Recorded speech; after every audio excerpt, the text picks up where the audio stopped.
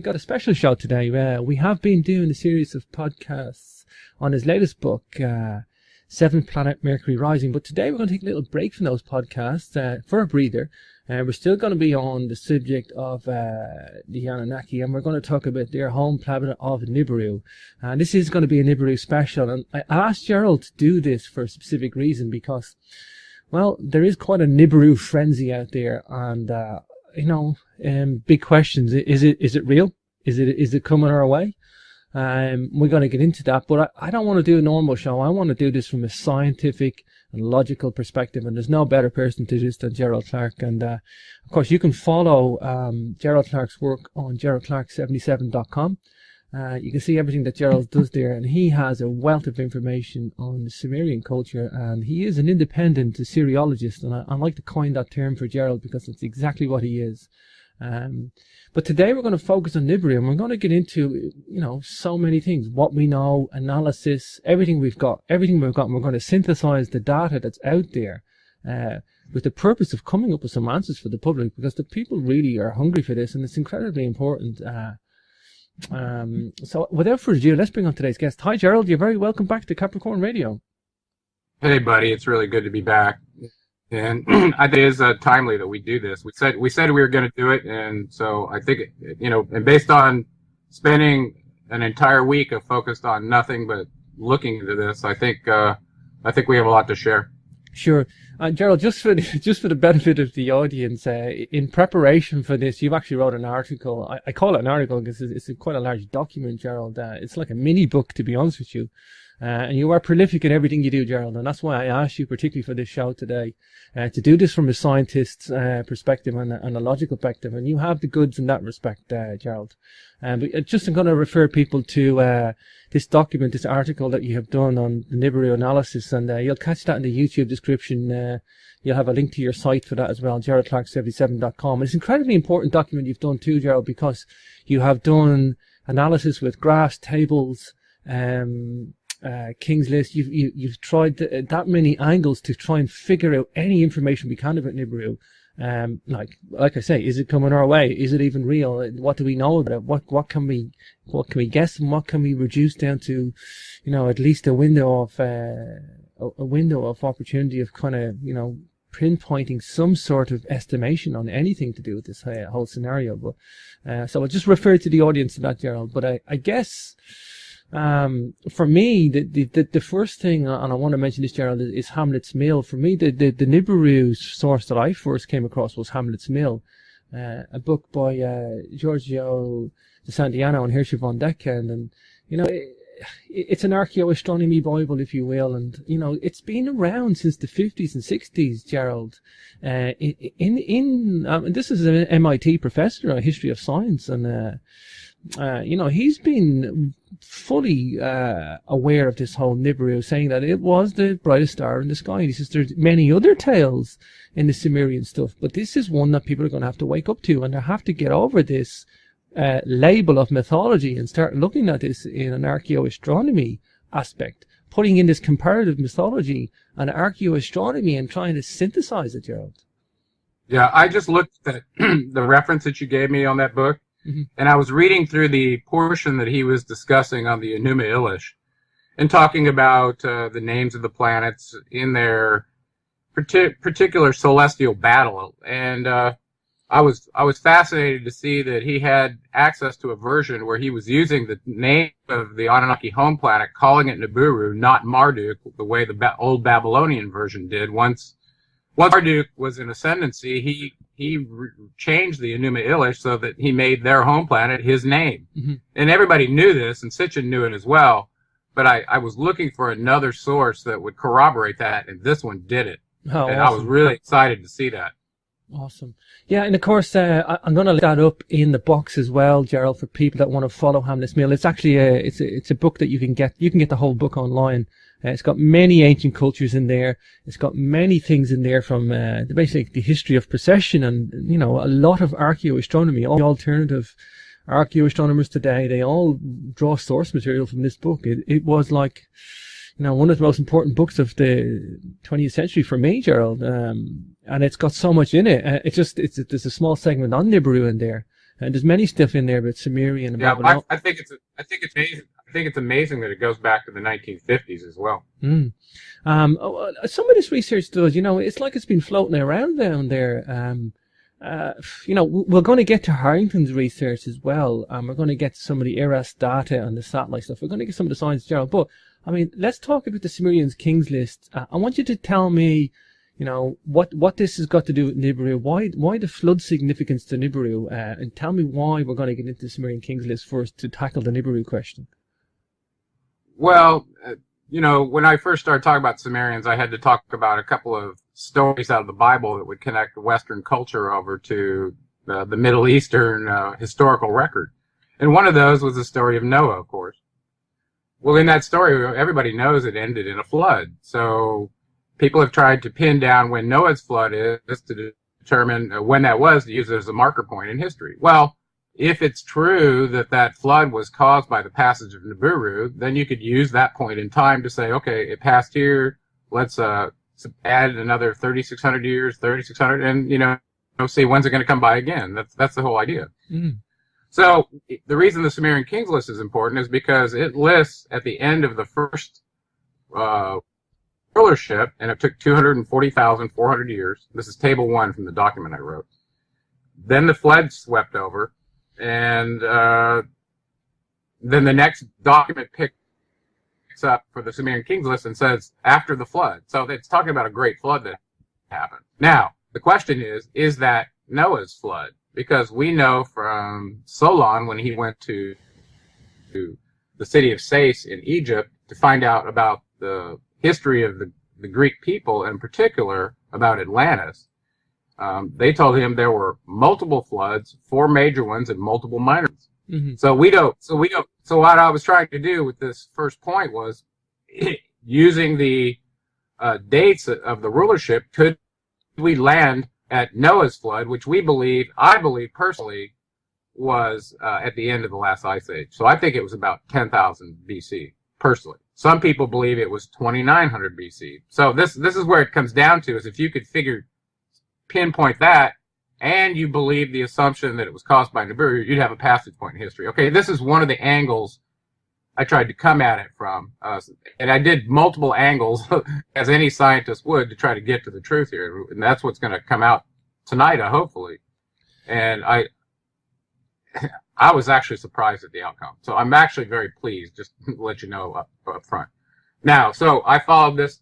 So what did I do? I said, well, Enki says he landed here between 450,000 years ago, according to Sitchin's timetable. And in some of the other sources, it could have been earlier, as early as 360,000 years ago.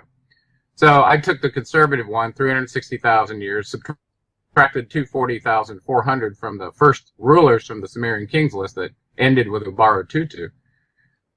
And I came up with, what did I come up with? 119,000, something like that. So it was 119,600 years. So I looked at that and said, well, that may have been a flood, but it certainly wasn't the 10,000 BCE. So I thought that was a dead end. Okay, so the thing that was in question there was, what was the actual date to use from Enki's arrival in order to start from prehistory and go forward to the flood. All right, so that was the first attempt. The next attempt was to go, okay, well, let's go after the flood, find the Sumerian king, because we have all their reigns, so we have the time that we could accumulate. Find a Sumerian king that was documented to be in the record so that we had a firm date in stone that he was actually a ruler there, and then work backwards to see what that time was for the flood. So I did that as well. And their total rulership for all the way to the point where they switched cities was 17,980 years, and that ended with Aga of Kish. So just prior to him was Enmebarajsi, and he served for 900 years. And according to this, he was the earliest ruler on the list that was confirmed independently from epigraphical sources. So I thought, okay, well, let's start from him, work backwards to the flood date that was given at the end of the first part of the King's List, and see where that landed us. Because so you just take 2,600 and start adding these dates of these previous rulers. So add 2,600 to about 16,000, and all of a sudden you see again you're not close to to the 2900 BCE flood that they claim, and also the one that we think happened at the end of the last ice age. Mm-hmm. So this is the problem with that approach, and so I found that as a dead end as well. From a scientific standpoint, it doesn't hold water. Sure. But they said there was a great flood there. So it looks like if you work backwards, and just using the last king on the list, that was 17,980 years. Let's call it 18,000 plus 2,600. So that would be almost 20,000 BC, which is way longer than the one that we were trying to work to. Mm-hmm. Mm-hmm. Okay. So I really didn't. It really didn't help me that much. Now it says that in 2900 BCE, they did find a sediment layer all the way up to an area. I think it was Sapar. No, it was. They found localized flooding at Churupak and other layers that they found, and they radiocarbon dated it to 2900 BC. But this could have been one of the minor floods too. So it doesn't really, it's not convincing to me. I just read an article before I did the show, actually for a multitude of different reasons. I was doing Irish mythology, and there is a sunken, not a sunken city, there's a buried city on the west coast of Ireland that's been buried with flood deposit. It's some sort of a black mud or flood layer. Purported to be about 4,000 BC, Gerald. It looks like there was a tsunami came in of some sort and hit the west of Ireland and buried a settlement there. Well, another piece of evidence I had from way back in history, it just came to me. When I was going back and forth to Turkey, I remember them finding this vessel in the Sea of Marmara that apparently had been washed there from a flood that came in through the north from the Black Sea that spilled over the Strait of Bosphorus and washed this vessel down into the bottom of the ocean there. And they also found a bunch of farmhouses at the bottom of the Black Sea. Maybe the thing never made it over the Strait of Bosphorus, but it was at the bottom of the sea, the Black Sea or the Sea of Marmara. And they dated when they thought this event happened, and it turned out to be approximately 10,000 BCE, which was, about 10,000 years ago, which was about 12,000 BCE. And it turned out to be, at the end of the last ice age. So a lot of evidence shows that a lot of the waters all around the Mediterranean rose, a significant portion around that same time. So I think that was the flood of Noah. And there's been multiple ones though. So this planet is flood prone. Sure. It's an important line of inquiry for Nibiru though, Gerald. I get why you started off like that, right. Because if Nibiru is coming close to us, we're going to get flood activity. It depends how close it crosses though. If it's a planet after crossing, which is what it's described as, it depends how close it gets to us, Gerald. There's sometimes it comes past us in the orbit and it doesn't affect us that much, though, Gerald. Is that correct? That's right. It really just depends on whether where the Earth is when it causes its disturbances with the sun, and so if it's whether it's on the leeward or the windward side, essentially, Sure. So if you're on the downwind side where the radiation can come off the sun and strike the Earth due to its interactions with Nibiru, then that's a real problem. So, on top of that, I guess one of the worst problems is the magnetic effect in causing the planet to wobble about its polar orbit, mm-hmm. which would cause great disturbances on a watery planet. And that seems to be the ongoing historical record. Flood after flood after flood, whether it's a major or minor one. So it really is a function of, like you said, where Nibiru is when it comes through. Is there anything in the chronology, it's a vital line of research, Gerald, for these Nibiru passings. Is there anything in the chronology that we can say is a definite?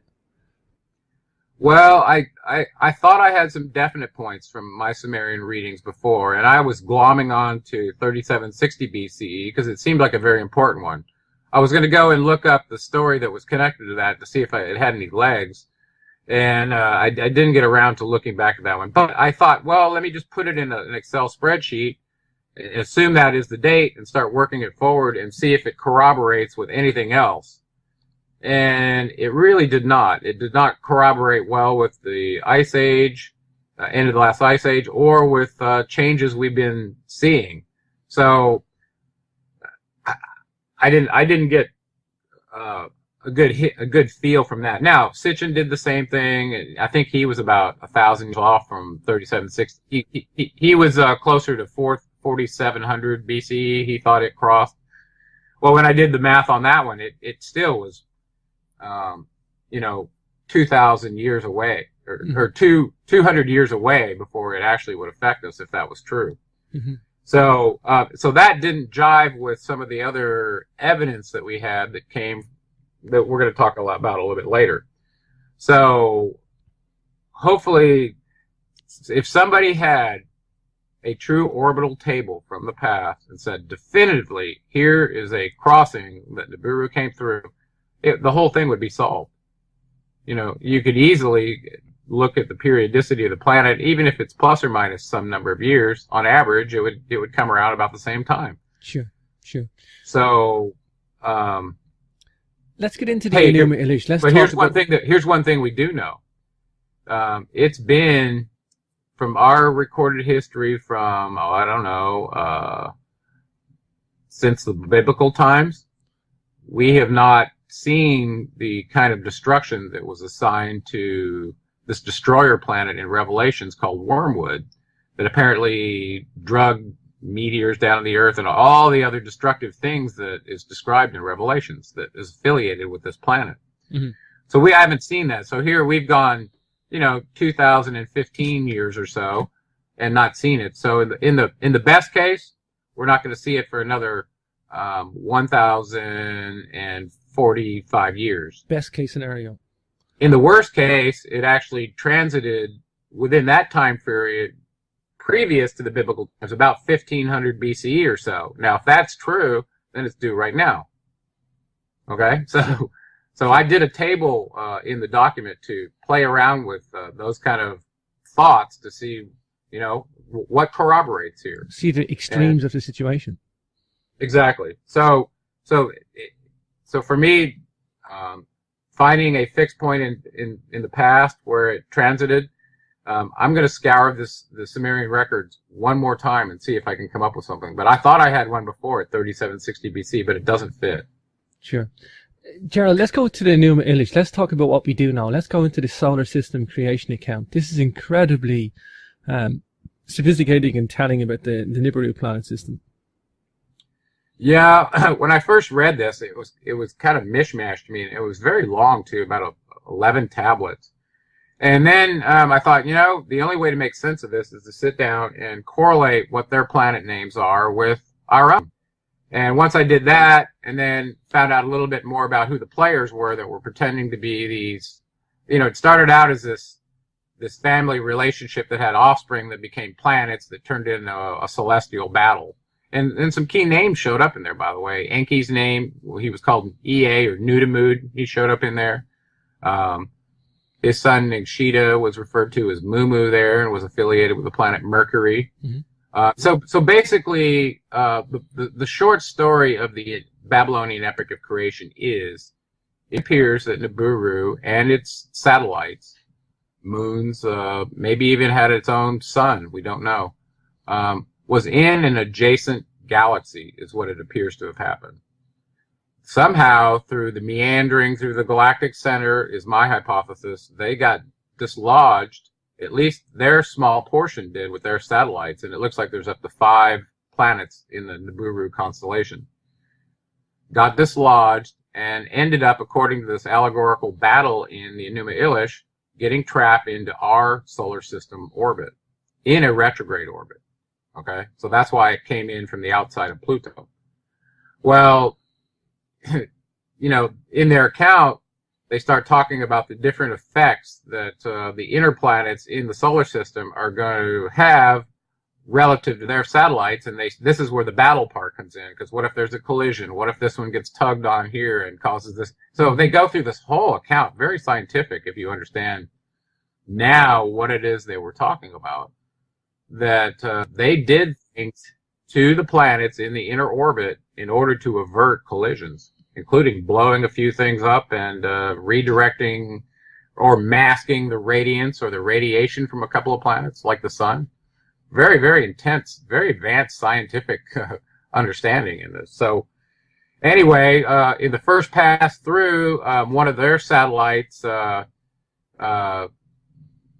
had some problems. There was an existing planet they called Tiamat that sits approximately where the Earth is now, and through the perihelion transit, they describe all these actions they did. The second time through, though, there was a collision with one of their satellites with Tiamat. Mm-hmm.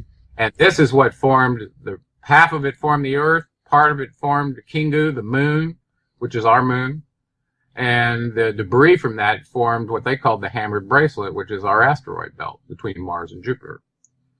So it's a very detailed account, and like I said, this was the document that was read in Babylon every spring under the auspices of Marduk, who was their chief deity, right? And in that document, he had renamed Nibiru to Marduk, mm-hmm. and they called it the planet of crossing. Well, so we find out that it's in a retrograde orbit, and that where it crosses either the solar ecliptic or the point at perihelion was what made it famous as this planet of crossing, because apparently it reshines or re-resonates or radiates the radiation from the sun. It's a very large planet. According to the data we're going to get into, it's 4 times larger than Jupiter. Now think about this. It had to be larger than Jupiter in order to cause Jupiter and Neptune and Uranus to end up with these tilts in their orbit. Mm-hmm. It had to be a very large planet for that to happen. So now, as you'll see, it looks to be about 17 times bigger than the Earth and about 4 times bigger than Jupiter. So with that said, its magnetic effect, its pull on the Earth would be quite significant were it to come within some close proximity. And so that could explain a lot of the past pole shifts, the change in our magnetic flux that's happening on the Earth now. Mm-hmm. It's been moving significantly. And so something is causing that. So I postulated to you earlier, and I didn't really put this in here, that, we were also told by the Mayans that we'd be going through the galactic center about 2011, 2013, somewhere in there. Okay, some people think it was winter solstice 2012, and Ian Lungold said no, it was October 2011. So if that was the case, it could explain adjacent planets warming up. It could potentially explain the gravitational North Pole changing, and a lot of the other Earth changes we're seeing. Mm-hmm. At the same time, if my hypothesis was true in the first place, that the great year, this passage through the galactic center, could be the disturbance force that caused Nibiru's constellation to get caught up in our solar system in the first place. Well, if that is the case, then those two events would be correlated. So this Mayan prediction and Nibiru's return could be correlated because of that reason. Sure. Yeah, we're talking something like, when we say a planet, it's most likely something like a failed second sun, Gerald. Is it safe to say that? Is that probably the best guess we've got at the moment? It's like a failed second sun, like a red dwarf or brown dwarf that's got satellite planets. Use whatever term you want. Its effect on light is what's important because of its ability to be observed. And according to Dr. Harrington and Dr. Neugebauer, who was from JPL, and this is in the 1980, early 81 or so, they were discussing the infrared satellite settings that would be needed to detect this planet. And they said something very telling. They said that the planet is so cold that they had to, unless you had an instrument that could be cooled to 20 degrees above, minus 425 degrees Fahrenheit, mm-hmm. that you would not be able to detect it. So you've got to super cool your instrument in order to detect this thing because it's not reflecting light.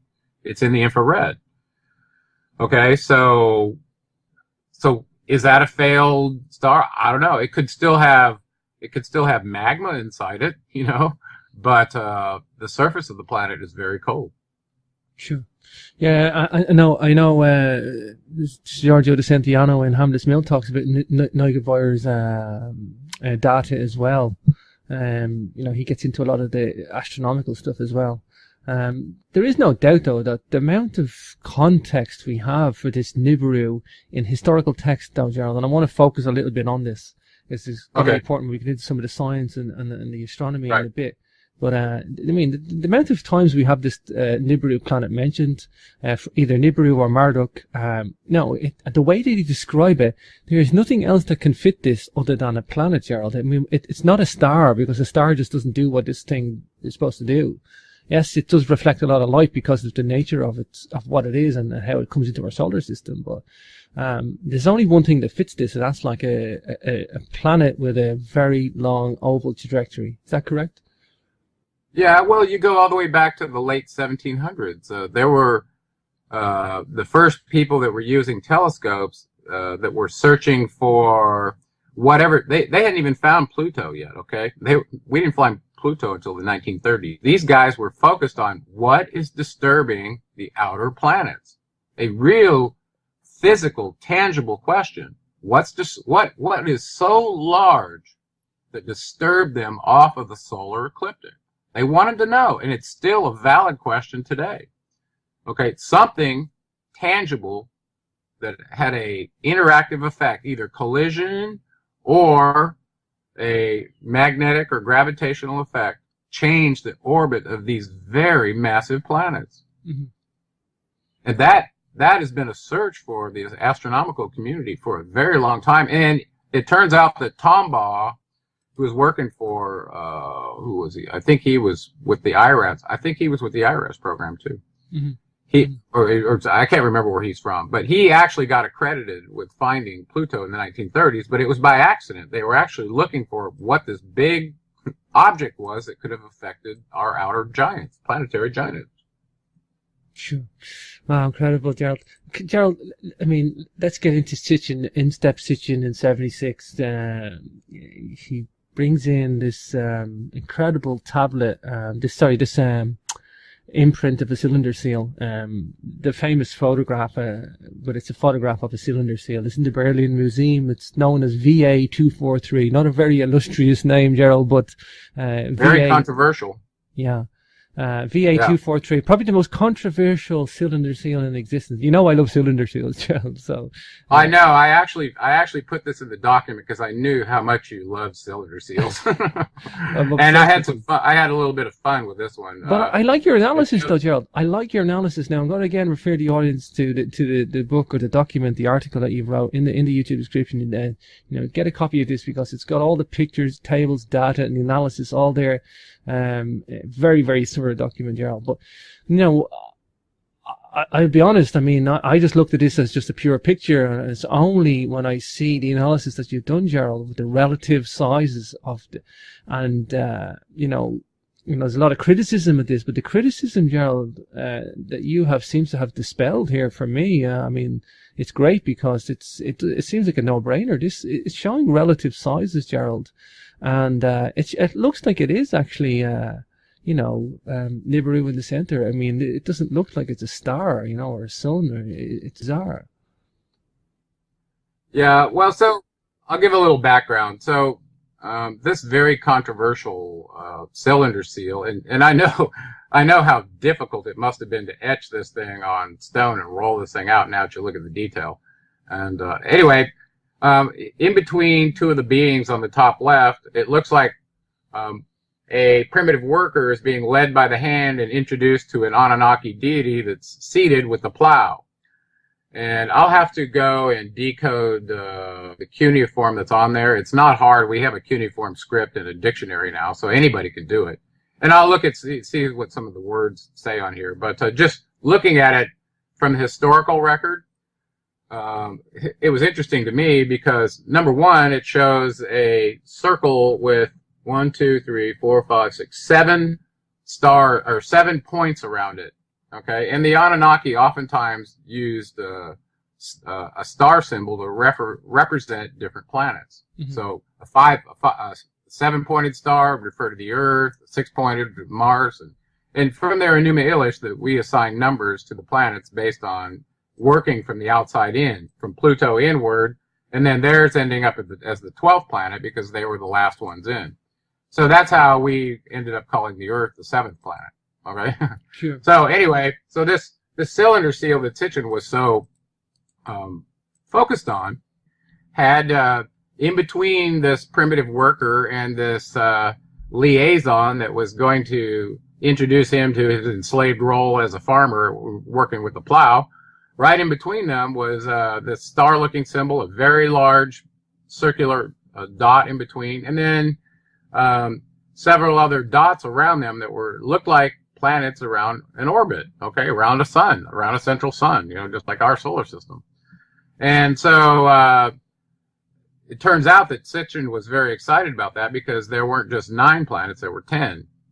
So he believed that they were talking about an additional planet in our solar system that we hadn't accounted for, even in the 1930s when we found Pluto. Okay? So on the cylinder seal, it became controversial as to using it as a source, whether there was another planet out there or not. Okay? So he wrote about this in the 12th planet.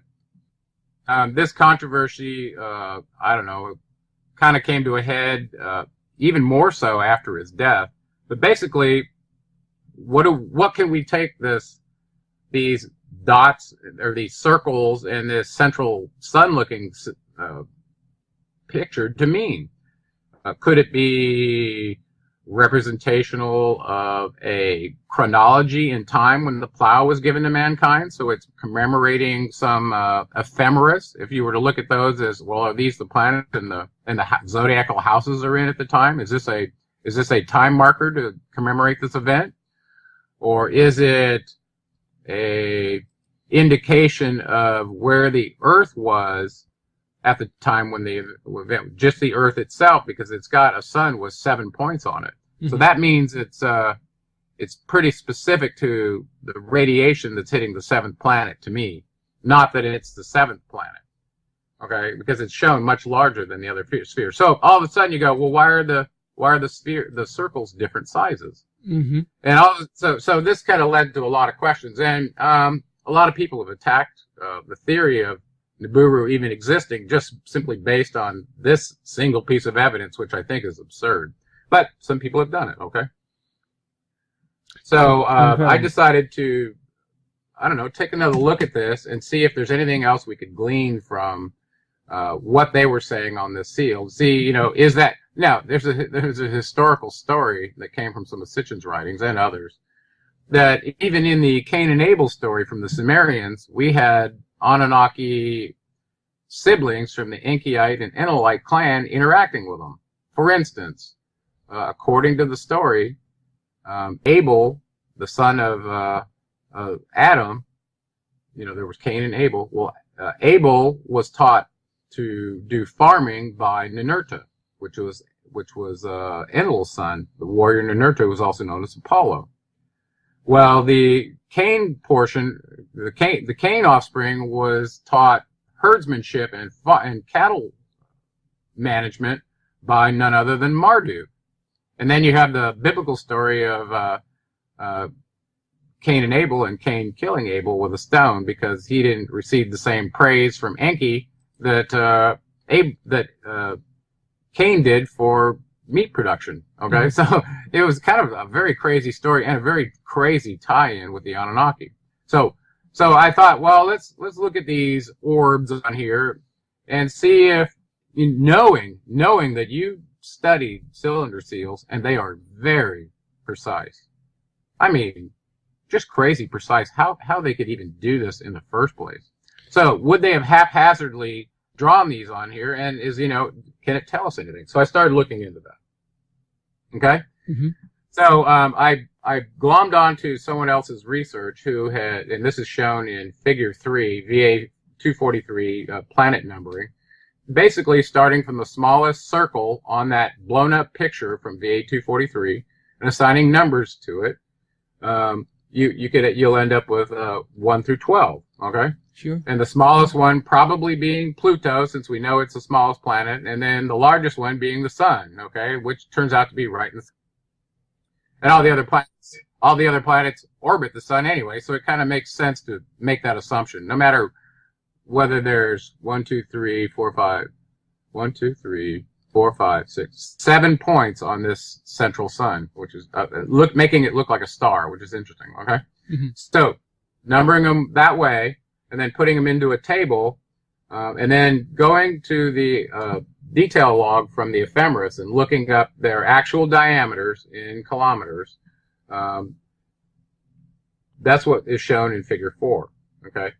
Now, somebody took it upon themselves to take this picture and blow it up, and then actually measure the pixel sizes across each of these spheres, these two-dimensional circles representing spheres, and then put them in a table as well, and see if they correlated with the actual diameters in kilometers of our planets. Of course, now think about this problem. You got a huge constellation of, or our solar system that you're trying to represent in a very small space. How do you do that? How do you do that such that the planets even show up? Because if that was the case and you had to show the sun and actually show Pluto on there, maybe you'll get the sun, but then you wouldn't get many of the other planets because they're so small. You'd have to show them like little tiny dots. You understand what I'm saying? Don't they have this problem? There's a scaling problem. Yeah, okay? Don't they have this problem printing astronomy books as well, Gerald? They represent the solar system in a different scale to what it actually is, so that they can actually make it more easy to interpret for the reader or the viewer. Yeah, it's like a geometrical transform. Yeah, is what you're doing. Okay, so that you can spatially still show them correctly, even though you have to go through the transform to make them show back up the way they should be. Understand what I'm saying? So anyway, I went through some of this research and I thought, okay, well let me follow this through. So the basic idea is to find and see if the size of these circles on VA243 have any correlation whatsoever to the actual planet sizes in our constellation, so that you could say these are stars or these are planets or just what, right? Let's use math. So in doing that, I'm going to skip forward to what I call Figure 6, where I decided to play a couple of games, because in order for them to make those planets show up in any kind of geometric transform, they would have had to use a logarithmic scale. There's no way you could use a linear scale and get them in that small space. And it is not so much the space as it is their size relative to each other, so that you could still see them all. You with me? Yeah. And have them still be scalable. Log scaling is something we use all the time, John. So I went through a logarithmic scaling to look at the two different, the actual diameter in kilometers and the actual diameter in pixels. Okay. And of course the pixel size is very different relative to something in kilometers. So what you do with something like that is you look for a way to do a transform and see if there's a correlation for every point using the same transform, not a different transform. Okay. So you can go back and forth between data sets. Well, that's what I did. So I decided to use a little Anunnaki trick and use a kind of a sexagesimal logarithmic, not a base 10, and take the log base 66 of the diameter of the actual planets, and then compare that with the log base 6 of the smaller representation of the pixels that had to be placed on the cylinder seal. Okay. Well, when I did that, well, first of all, I just took the pixel diameter and see if it correlated with the diameter of the planets from Pluto all the way to the sun. Okay, and they're ordered in that order from smallest to largest. Okay, so when I did that, I ended up with a correlation of 89.98%. Not very good. Okay, it's okay. It's better than average, but still, it's not enough to convince me that okay, those dots, excuse me, on the cylinder seal correspond to the actual planets in our system. But when you compare the log base 66 of the diameter in kilometers with the log base 6 of the pixel size, you get a 99.503% correlation. So what I'm telling you is those dots were not arbitrarily sized on VA243. They were intentionally scaled logarithmically to represent all the planets that are in our solar system. You couldn't ask for that accuracy, Gerald. Including theirs. You really couldn't ask for accuracy that good. I mean, you couldn't. To get a 99.5% accuracy correlation is beautiful. It's almost exact. It's actually within, scientific measurements, like, to allow a plus or minus 5.5%. Well, whoever was chiseling that little seal, they probably got to that point and they said, that's probably good enough for the girls we run around with. I don't know, but for sure. It's very... Now, the other thing that brings up is if they spent that much time making sure the sizes corresponded to each other relative to actual planet size, like I said, the other next analysis is do the locations now map to zodiacal houses in the ecliptic that correspond to a time in the past history that this event occurred. That makes sense to me. Why else would you put it there? Sure. Right? So anyway, it turned out to be, I don't know, I think it turned out to be a victory for Sitchin and a loss for his critics, because the reality is, what he said about it is it does represent our solar system, and it does include a 10th planet, which they, in their documents, call it Marduk from the old Babylonian version, and they call it Nibiru in that Hamlet Mill document, and other Akkadian documents as well. But I've been trying to find a good one that I could use, and I couldn't find a good reference. So I was happy to see that from the Hamlet Mill, that over and over and over again, everywhere where Marduk's name had replaced the planetary name, it was Nibiru. Incredible. This is the relative sizes and the distances, Gerald. They're just the proportions. It's all, and positions. It's all beautiful. It's all beautiful. The more I look at it now with the analysis that you've done, Gerald, the more it makes sense to me. It's clearly. Well, I figured if anybody got it, you would, being an expert on cylinder seals. Yeah. So I thought, who better to share this thought with than you? Here's the thing, Gerald. Here's the thing. If that picture wasn't on a cylinder seal, if that picture drawing a representation of the solar system that we're purporting, right? If that was done on a piece of paper, you could say that they put that randomly there somewhere. But to get it onto a cylinder seal that accurate, I mean, they knew exactly what they're doing. That wasn't by chance, Gerald. Not on the cylinder seal. You could say that. You could say that on a flat piece of paper or something. Not on something that accurate, that position.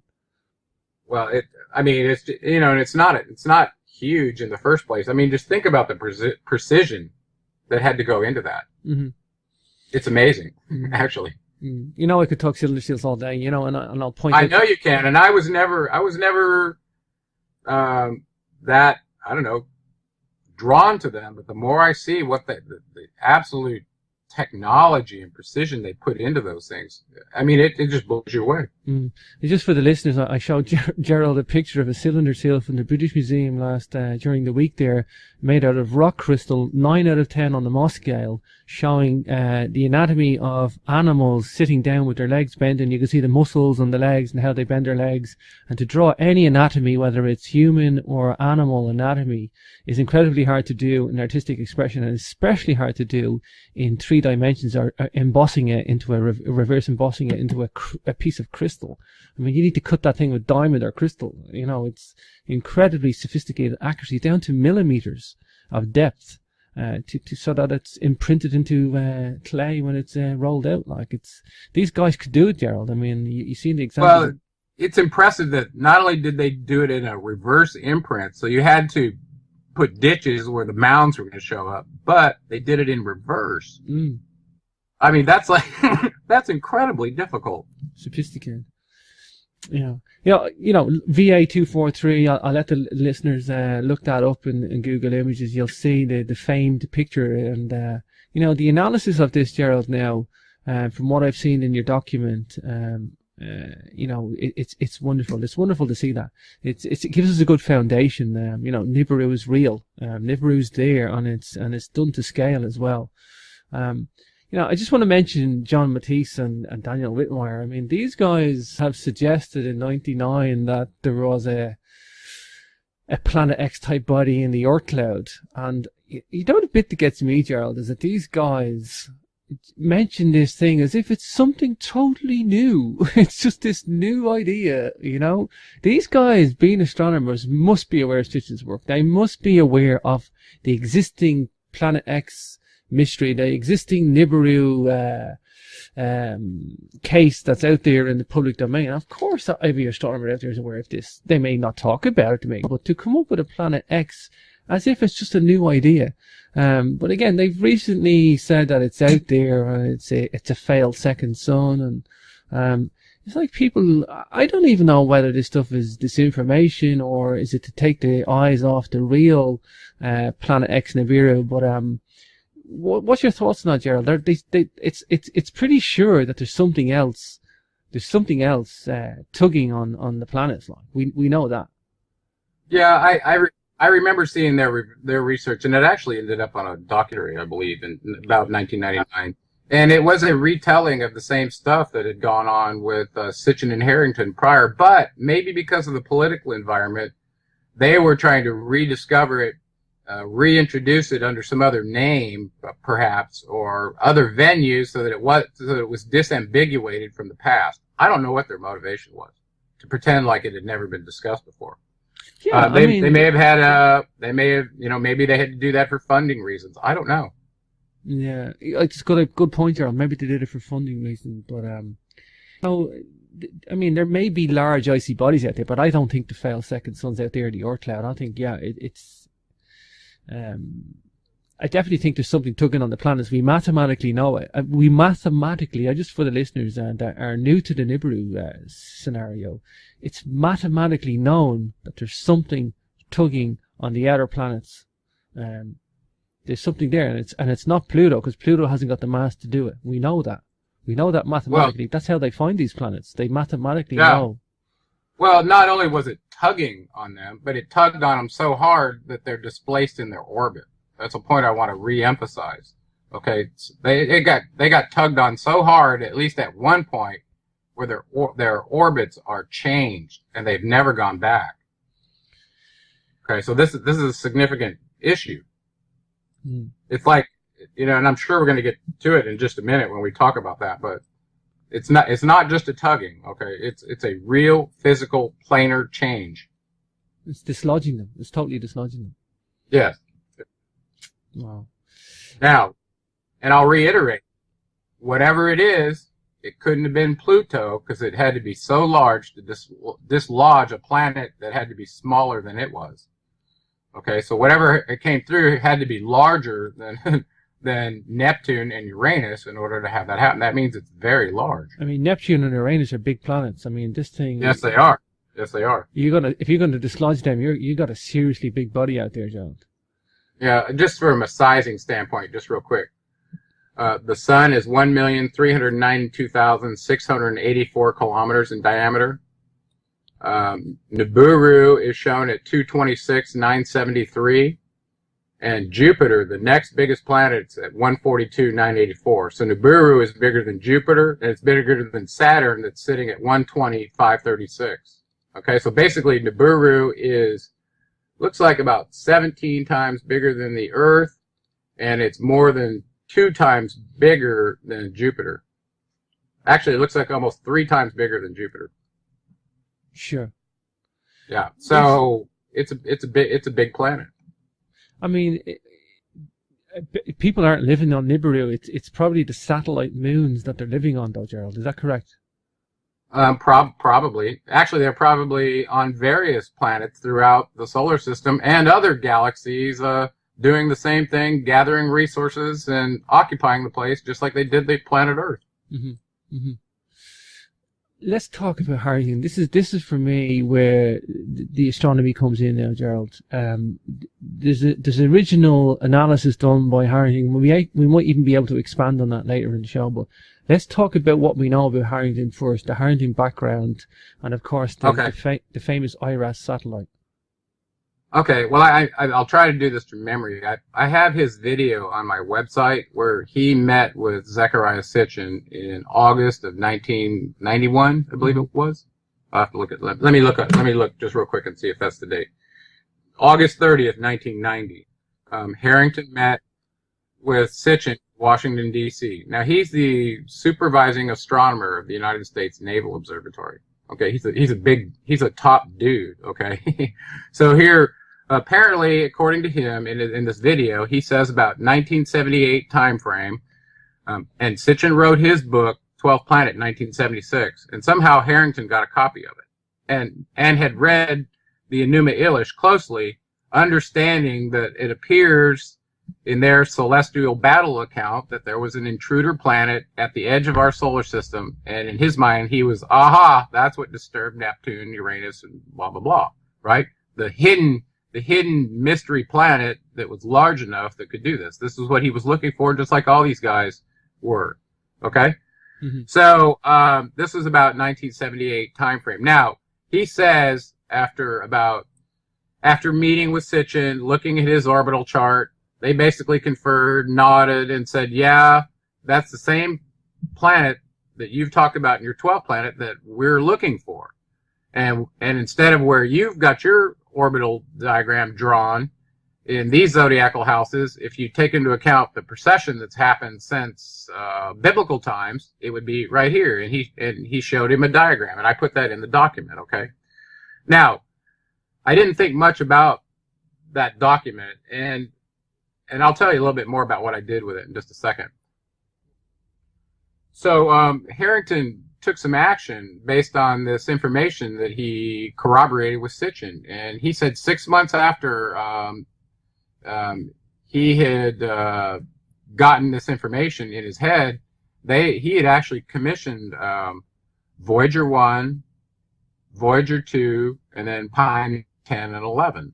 So Pioneer 10, if you see this diagram that he showed in his orbital chart when they were discussing, Pioneer 10 was positioned at the perihelion point to see any planet that came in around the sun on the backside where the Earth might be shielded from it, or couldn't see it because of the brightness of the sun.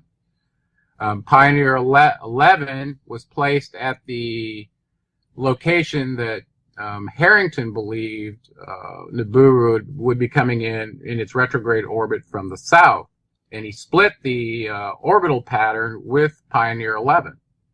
So it was looking in a way where it could see it coming or going. But with Voyager 1 and Voyager 2, he put those at the aphelion and perihelion inbound and outbound locations exactly on the zodiacal house, one looking out and one looking in. So it's very, very telling about where they were putting these instruments and what they were looking for. Okay, and this shows up on the diagram, and I think that's so interesting. So what else could we tell from this interaction with these two? Well, according to the diagram, Harrington had shown the location of Nibiru, and so had Sitchin. And they'd just drawn a circle on this orbital chart. Mm-hmm. And interestingly enough, they had not used the logarithmic scaling like the Anunnaki had done on their cylinder seal, and instead of drawing the planets in their orbits around the sun on this chart, they had just drawn circular, spherical, two-dimensional paths around it to indicate where the planet would be, but not the size of the planet, so you could do a comparison. Sure. Okay? Sure. So I was going to play that same trick with their diagram as we did with the cylinder seal, but I couldn't do it. Mm-hmm. Anyway, so the only planet they showed in a circle in 2 dimensions was Nibiru, and it was shown just outside of Pluto. Okay? Just outside it, not a huge distance away. So I thought, well, I wonder if that's the scale, and I'll show you what I did with that in a little while. Anyway, so let's go forward with Harrington's story just a little bit farther. So this was circa 1978. They send their probes out, blah, blah, blah. And he didn't meet with Sitchin until 1990, which I found very interesting. Several years after he'd read his book. Yeah.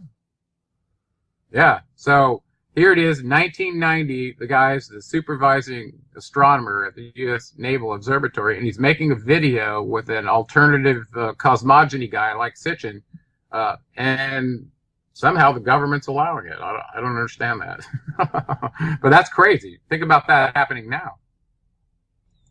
Right? It's incredible that they're using Pioneer and Voyager and the ERA satellite, Gerald, to look for this Planet X, and, you know, still, there's silence from NASA. Silence. Yeah. So in my figure 9 in this document, I showed the viewing range, or the field of view for Pioneer 11 and Voyager 2, and it doesn't show Pioneer 10, Voyager 1, because it's a little bit out of the scene. But you can see on that particular one, he's in Sagittarius and Scorpio, which is exactly, if you look, actually this was the prediction from Bill Broussard, was Sagittarius and Scorpio, where those two ended up. Mm-hmm. He had Voyager 2 on the outbound path for Nibiru, according to Sitchin's chart, which turned out to be close enough to the inbound path for Broussard's, or the next precession of the equinox into a zodiacal house from biblical times, about 2,000 years, so that he could hedge his bet. So basically they hedged their bet on whether it was in the next zodiacal house or the one after it, and how they place their probes. So you can clearly see Harrington's hand here, just as he said, in going out and taking definitive action to find this thing. So, yeah. So what do we know?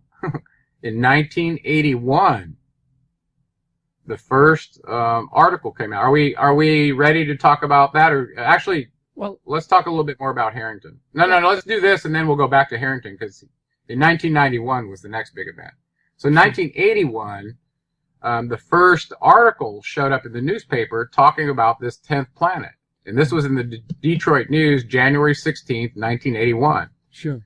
Now, so it says 10th planet, Pluto orbit, says yes. Okay, well, it wasn't just Pluto's orbit, but it was Neptune. It was the big planets as well. Yeah. So I tried to read this article, but I couldn't find a legible version of it online.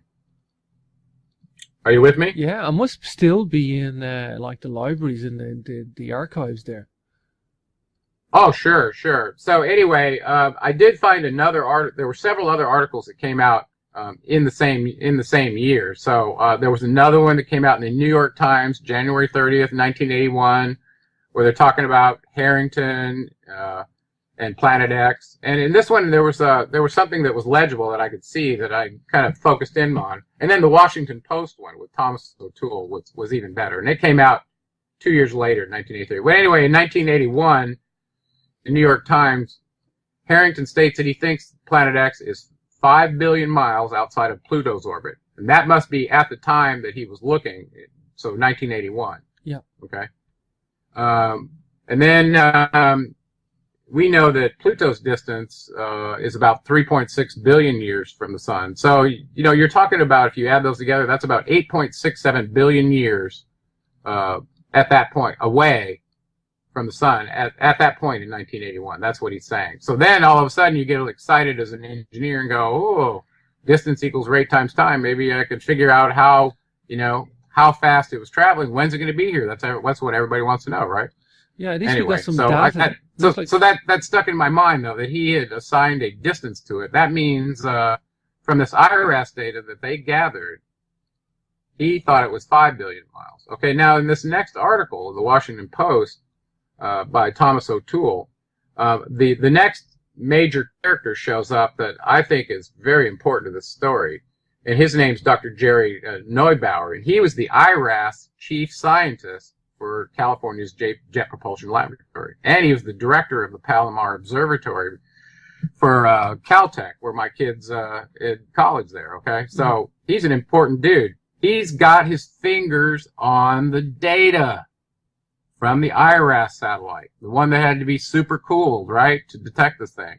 So he shows up in this article, and he's almost like he's in disagreement with Harrington. And it's interesting because he says he thinks it's 50 billion miles away, not 5 billion outside of Pluto. Okay, so there's contradiction number one. Okay, and additionally, he stated that he was trying to douse any fears by saying that it's not inbound. Okay, but at the same time, one of the other scientists said that even if it's 50 billion miles that close to the Earth, then it's part of our solar system. Is what he was saying. Sure. So this was a guy named James Houck from Cornell University. Okay, so these are serious scientists talking about that. This is not conspiracy theory stuff. This is just pure scientific data from the IRS satellite in 1981. Okay. Now, what's interesting is they were clever enough to say, well, is it moving or not? So in order to do that, you've got to take two measurements. And they call it the blink method, right? You take one and wait some period of known time and take another one and then come up with the delta X and the delta time, and you can come up with the speed, change in X over change in time. Sure. Okay, so apparently Harrington waited 6 months after his first measurement to take a picture of this from the IRS. Okay, so they had a really good blink. Okay, and this is where Neugebauer comes up and says it's 50 billion miles away, and talks about all the supercooling they had to do to get the picture. And then he says something very significant. He says it's not incoming. Neugebauer said, I want to douse that idea with as much cold water as I can. Now, why would he say such a thing if they had just taken the blink method of it, but didn't discuss anything about the data? That's very curious to me. So it's murky. It's very, very murky to do that. Yeah. So I don't know what role this guy was playing. He almost seems to have been playing a little bit of a disinformation role. Whoever this guy was put in a position to have access to this data directly from the IRS scope. Okay, but the bottom line is none of them disagreed that they had found something very large. What appears to be in disagreement is how far away it was, and whether it was moving, right? So that got left out of the article. But the next link I found as I was starting to look at articles, I had no idea how many articles have been published on Planet X Nibiru. By the way, I gave you a link on this in this section. It's on page 25. Sure. It goes all the way back to the 50s, and there are hundreds of articles, not just 5 or 6. There are hundreds of articles. I got through a couple, Gerald. I got through a couple. There's so many. I mean, it's mind-blowing. There's so many. So the idea that there's something tangible at the end of the universe that's disturbing big planets is so physical and believable to people that it's been a focal point for investigation for a very long time. Okay, it's not new. Okay, so I wanted to finish up with that. Now, so we got to 1981. There were several more articles. Almost every year you see in that link that I gave you, talking about Planet X updates.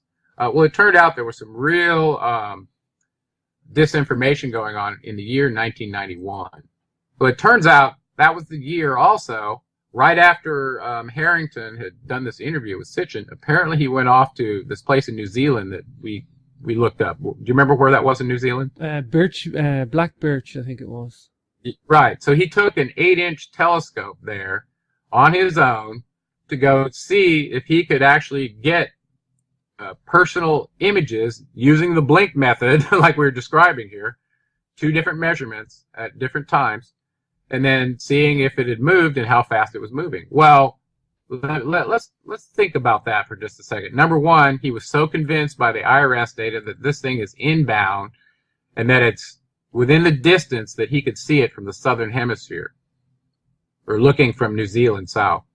He believed it was in the constellation Libra, coming in near Cassiopeia.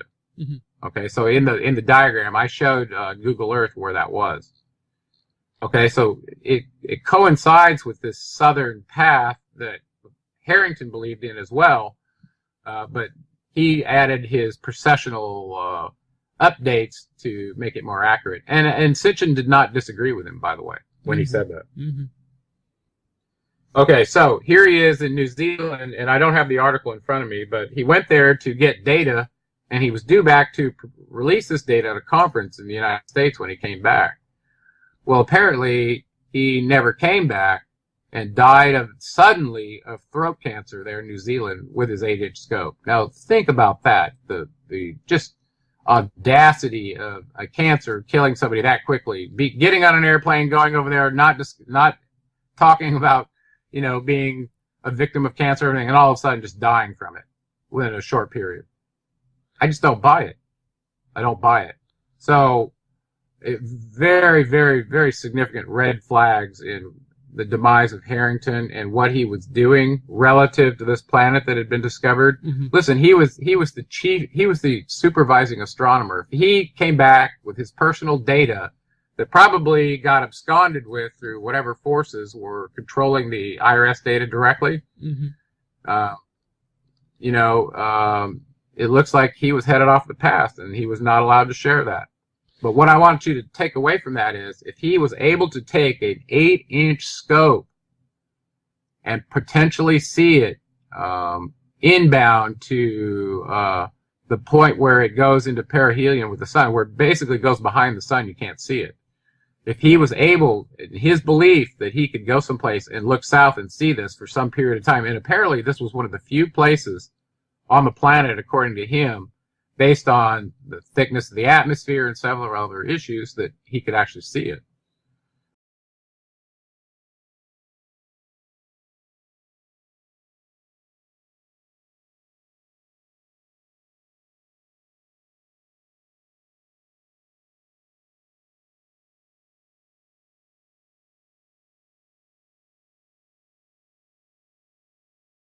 Try and figure out any information we can about Nibiru.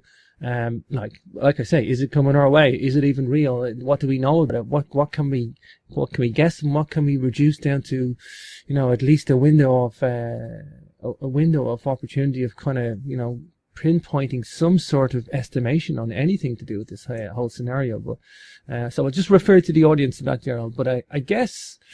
For me, the first thing, and I want to mention this, Gerald, is Hamlet's Mill. For me, the Nibiru source that I first came across was Hamlet's Mill, a book by Giorgio de Santillano and Hirschi von Decken, and it's an archaeoastronomy Bible, if you will, and it's been around since the 50s and 60s, Gerald. This is an MIT professor, a history of science, and he's been fully aware of this whole Nibiru, saying that it was the brightest star in the sky. And he says there's many other tales in the Sumerian stuff, but this is one that people are going to have to wake up to, and they have to get over this label of mythology and start looking at this in an archaeoastronomy aspect, putting in this comparative mythology and archaeoastronomy and trying to synthesize it, Gerald. Yeah, I just looked at that. I think it's amazing. I think it's amazing that it goes back to the 1950s as well. Some of this research does, it's like it's been floating around down there. We're going to get to Harrington's research as well. We're going to get to some of the IRAS data and the satellite stuff. We're going to get some of the science, Gerald. But, let's talk about the Sumerians' Kings List. I want you to tell me, what this has got to do with Nibiru, why the flood significance to Nibiru, and tell me why we're going to get into the Sumerian Kings List first to tackle the Nibiru question. Well, when I first started talking about Sumerians, I had to talk about a couple of stories out of the Bible that would connect the Western culture over to the Middle Eastern historical record. And one of those was the story of Noah, of course. Well, in that story, everybody knows it ended in a flood. So people have tried to pin down when Noah's flood is to determine when that was, to use it as a marker point in history. Well, if it's true that that flood was caused by the passage of Nibiru, then you could use that point in time to say, okay, it passed here, let's add another 3,600 years, 3,600, and, see when's it going to come by again. That's the whole idea. Mm.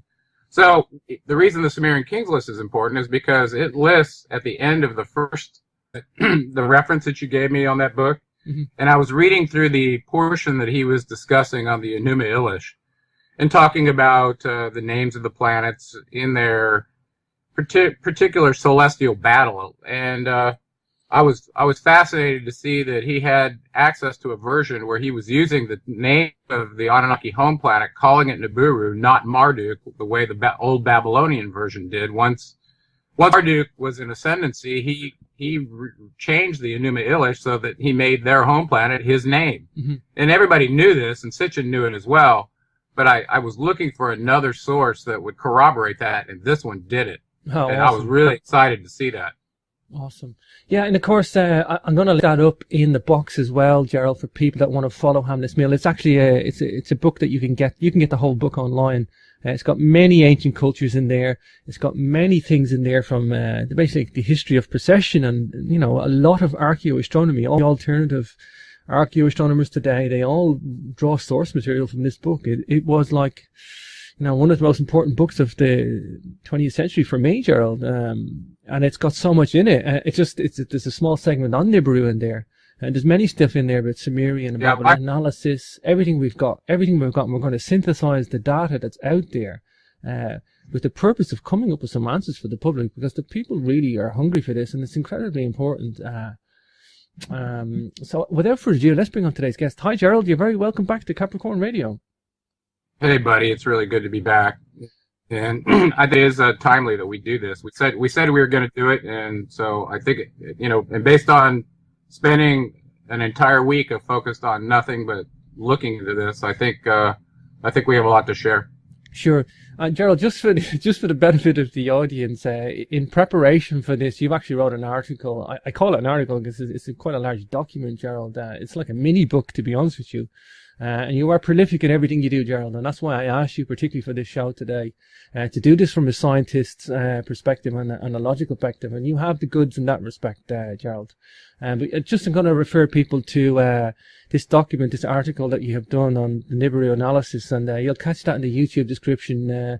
You'll have a link to your site for that as well, GeraldClark77.com. It's an incredibly important document you've done too, Gerald, because you have done analysis with graphs, tables, King's List. You've tried that many angles to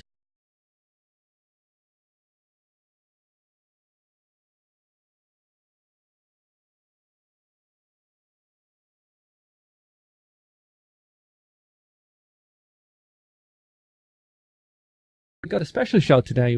We have been doing a series of podcasts on his latest book, Seventh Planet Mercury Rising, but today we're going to take a little break from those podcasts for a breather. We're still going to be on the subject of the Anunnaki, and we're going to talk about their home planet of Nibiru. And this is going to be a Nibiru special, and I asked Gerald to do this for a specific reason because, well, there is quite a Nibiru frenzy out there, and you know, big questions. Is it real? Is it coming our way? We're going to get into that, but I don't want to do a normal show. I want to do this from a scientific and logical perspective, and there's no better person to do this than Gerald Clark. And of course, you can follow Gerald Clark's work on GeraldClark77.com. You can see everything that Gerald does there, and he has a wealth of information on the Sumerian culture, and he is an independent Assyriologist, and I like to coin that term for Gerald because it's exactly what he is. But today we're going to focus on Nibiru, and we're going to get into, you know, so many things, what we know,